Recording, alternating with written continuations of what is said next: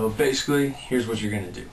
Take your steel wool, pull it out a little bit, start fluffing it, and you're going to take your wire, wrap the wire around the steel wool, make sort of a slip knot or any kind of knot you want, or even just wrap it as long as it's tight and it stays on the wire.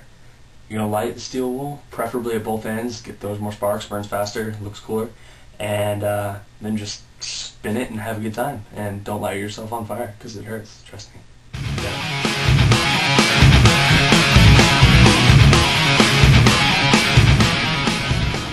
Were you braiding it? Oh, trying to. Without actually. That one's got a big hole. Okay.